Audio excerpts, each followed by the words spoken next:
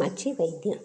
இன்றைக்கி வரகு சாதமும் மத்தி மீன் குழம்பு பாருங்கள். சாப்பிட செம்ம சூப்பராக இருக்கும். இதை செய்து சாப்பிட்டிங்கன்னா உடம்புக்கு அவ்வளோ நல்லதாக இருக்கும்.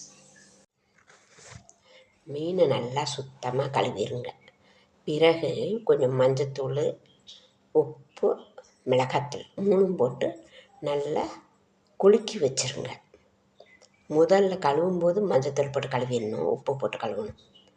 பிறகு கழுவி முடித்த பிறகு மஞ்சத்தூள், உப்பு, மிளகாத்தூள் 3 போட்டு நல்லா குலுக்கி வச்சிட்டிங்கன்னா கொஞ்சம் நேரம் ஊறும். பிறகு நம்ம ஒரு புளி நல்லா ஒரு 25 கிராம் புளி அதை எடுத்து ஊற வச்சுருங்க.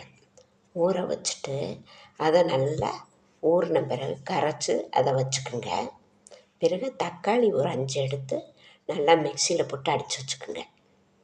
பிறகு ஒரு கைப்பிடி வெங்காயம், பூண்டு ஒரு 15 பல் எடுத்து அதை நல்லா உரித்து கட் பண்ணி வச்சுக்கோங்க. பிறகு நம்ம கடாய் சட்டி அடுப்பில் வச்சு நம்ம நல்லெண்ணெய், கடலெண்ணெய் போட்டாலும் ரிஃபைன் போட்டாலும் சரி, விளக்கெண்ணெய் 3 தான் இந்த மீன் குழம்புக்கு முக்கியமாக தேவை.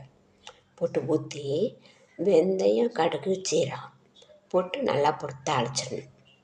தாளிச்சிட்டு பிறகு 2 பூண்டு பல் தட்டி அதை போட்டுருங்க. சின்ன வெங்காயம் ஒரு 3 பல் எடுத்து தட்டி போட்டு அதையும் சேர்த்து வணக்குங்க. பிறகு கருவேப்பிலை போட்டு தாளிச்சிருங்க.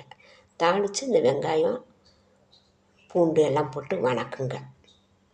வணக்கின பிறகு அந்த அரைச்சி வச்சுருக்க தக்காளி பார்த்திங்களா, அதை தூக்கி கொட்டுங்க. இந்த புளி கரைச்சி வச்சதையும் ஊற்றுருங்க. தேவைக்கேற்ப புளி போட்டுக்கோங்க, பார்த்து போட்டுக்கணும், உங்களுக்கு தேவைக்கேற்ப போட்டுக்கணும். போட்டு நல்லா கொதிக்க விடுங்க. இதில் மிளகாத்தூள் ஒரு 3 கரண்டி போட்டுக்கோங்க. மல்லித்தூள் ஒரு 3 போட்டுக்கோங்க. மிளகாத்தூள் காரம் உள்ளவங்களுக்கு இன்னும் ஒன்று சேர்த்தே போட்டுக்கலாம். போட்டு இதை 2 ஆக்கிக்கோங்க. 3 போட்டிங்கன்னா 2 மல்லித்தூள் போட்டுக்கோங்க. 2 கரண்டி 3 மல்லி மிளகாத்தூள். இல்லை 5 போட்டிங்கனாக்கா 5 மிளகாத்தூள் கூட ஒருத்தவங்க போட்டுக்கோங்க. போட்டிங்கன்னா 3 மல்லித்தூள் போட்டுக்கோங்க. போட்டு நல்லா குழம்பு கொதிக்க விடுங்க. இல்லை மஞ்சத்தூள் கொஞ்சம் போட்டுக்கோங்க. போட்டு கருவேப்பிலையெல்லாம் தாளிச்சிட்டு எல்லாம் அதுலேயும் போட்டுங்க. போட்ட பிறகு நல்லா மூடி வைங்க. மூடி வச்சு தேவைக்கேற்ப உப்பு போட்டுக்கோங்க. ஏன்னா மீன்லேயும் உப்பு போட்டிருக்கீங்க.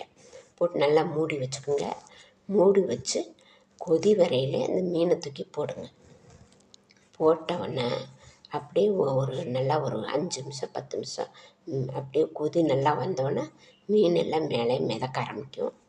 உடனே அப்படியே அடுப்பை ஆஃப் பண்ணி கொஞ்சம் நேரம் வச்சுருங்க.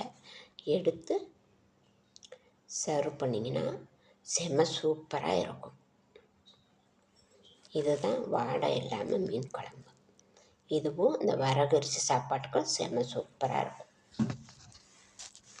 அந்த வரகரிசிக்கு மெயினாக வரகை 1 டம்ளர் எடுத்தால் அதை நல்லா ஒரு 1/4 மணி நேரம் ஊற வச்சிடணும். ஊற வச்ச பிறகு அதை 1/4 மணி நேரம் கழித்த பிறகு நல்லா சுத்தமாக கழுவிட்டு குக்கரில் வச்சாலும் சரி, நீங்கள் தேய்ச்சால் வச்சு சமைச்சாலும் சரி, குக்கரில் வச்சா 3 டம்ளர் தண்ணி வைக்கணும். வச்சு நல்லா ஒரு 6 விசில் விடணும். விட்டு இறக்கி வச்சிங்கன்னா சாதம் பொலன்னு நல்லாயிருக்கும். செம்ம சூப்பராக இருக்கும். இதையும் அந்த மீன் குழம்புக்கும் செம்ம சூப்பராக இருக்கும். நன்றி, வணக்கம்.